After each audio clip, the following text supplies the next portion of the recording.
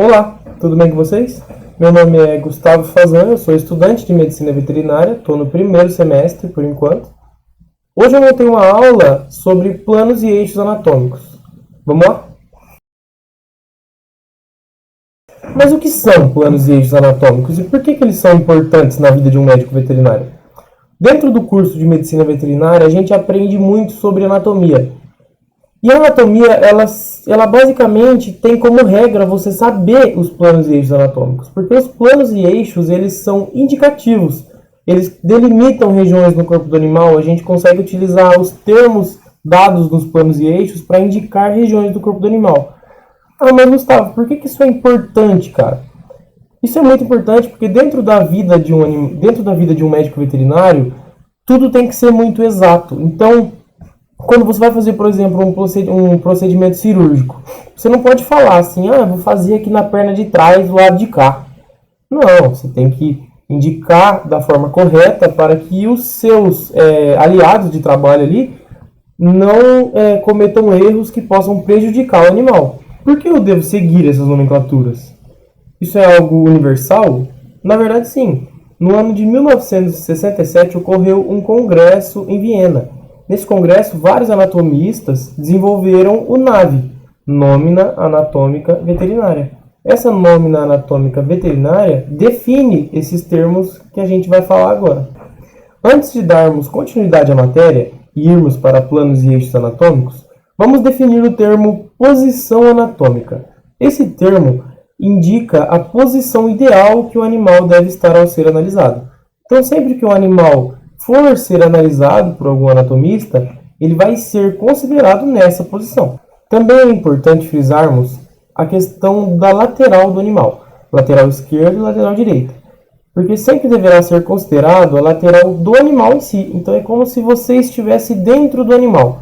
Imagine que a sua cabeça está na exata mesma posição que está o animal. Então a direita a ser considerada será a direita do animal em si. Se você estiver olhando cara a cara com ele, como eu estou olhando para vocês, a direita minha é a esquerda sua. Então a gente sempre tem que tomar muito cuidado com essa situação, já que em procedimentos cirúrgicos isso nunca, jamais poderá ser confundido. Dando início à matéria em si, nós temos 3 divisões: os planos de delimitação, planos de secção e os eixos. E o que seriam os planos de delimitação? A gente pode considerar que o animal está dentro de uma caixa. Isso facilita o entendimento da matéria. Então, digamos que a caixa tem os lados e cada lado tem um nome específico. O lado superior da caixa, o lado de cima, ele está próximo ao dorso do animal, às costas do animal. Então, a gente vai chamar ele de dorsal. Já ao contrário, a parte de baixo da caixa, a gente vai chamar de ventral, porque está próximo ao ventre do animal. E quando é a parte da frente da caixa e a parte de trás da caixa? A gente considera a parte da frente da caixa como cranial, porque ela está próxima ao crânio. E a parte traseira da caixa a gente chama de caudal, pois está perto da cauda. E as laterais? As laterais a gente chama de lateral esquerdo e lateral direito. E os planos de secção? Os planos de secção, eles dividem o corpo do animal em 2 partes. E a gente tem 4 tipos de planos de secção. O plano mediano. O plano mediano, ele é uma linha que divide o corpo do animal em direção crânio-caudal, dividindo as laterais. Então ele corta o animal ao meio, dividindo a lateral esquerda da lateral direita. Essa divisão é chamada de antímero. Então o plano mediano corta o animal em antímero direito e antímero esquerdo.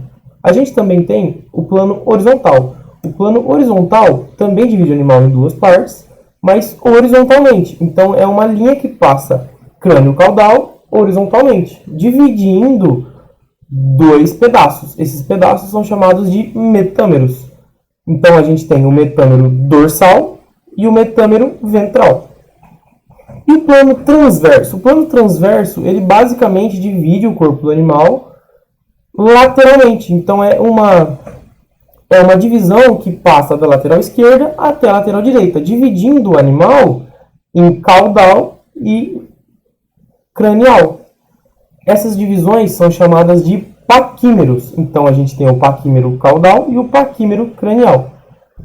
Aí você pensa, pô, mas acabou os tipos de cortes, né? Não, a gente também tem o plano sagital, que ele é basicamente a mesma coisa do plano mediano, só que fora de centro. Então ele é um plano mediano que não está centralizado totalmente no animal, ele está mais lateral. Nesse slide, todos os termos que foram passados até agora estão descritos. Aqui fica muito mais fácil a visualização. Dando continuidade, agora vamos falar sobre os eixos anatômicos. Qual é a diferença entre eixos e planos? Os eixos anatômicos nada mais são do que linhas traçadas. Os planos são retângulos que dividem o animal ou delimitam regiões. Mas os eixos não. Os eixos simplesmente são linhas que passam de um ponto a outro. Então a gente pode ter apenas 3 tipos de eixo, que são o eixo que passa lateral, de uma lateral para outra, o eixo longitudinal, ou crânio-caudal, que passa do crânio à cauda, e o eixo dorso-ventral, ou eixo sagital, que passa do dorso ao ventre do animal. É muito importante também a gente frisar que as nomenclaturas dos eixos são diferentes que as nomenclaturas dos planos. Então, um eixo sagital não tem nada a ver com o plano sagital. Nesse slide, a gente consegue perceber com mais clareza o que foi falado. Então, olha, o eixo lateral, ele cruza a lateral direita até a lateral esquerda.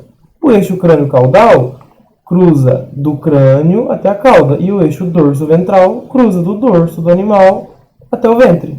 Dentro da anatomia, nós também temos outros termos que são muito utilizados. Um exemplo deles são o termo mediano, medial, intermédio e lateral.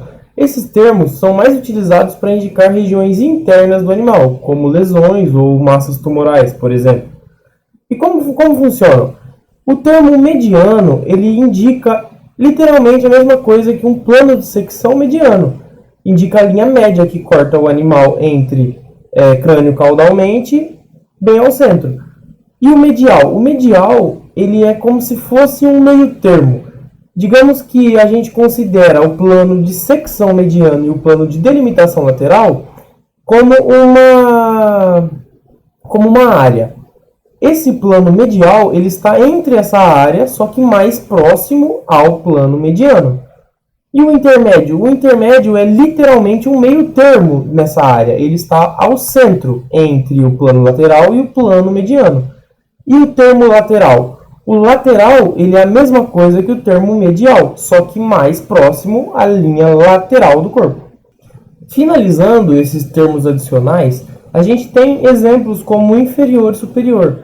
Esses termos são mais utilizados em regiões específicas do rosto.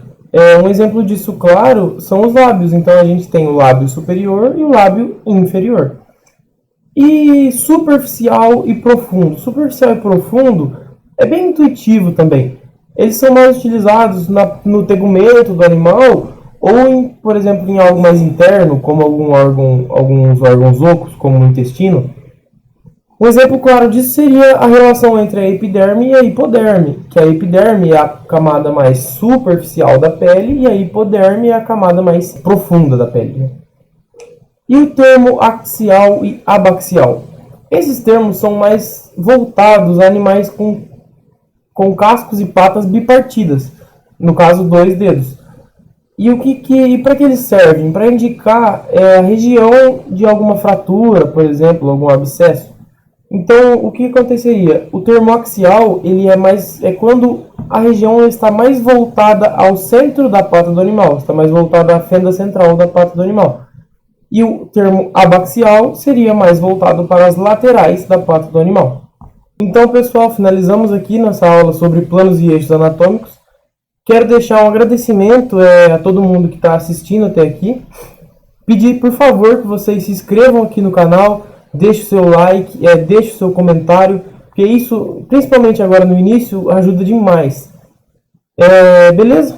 Então, muito obrigado aí e até o próximo vídeo.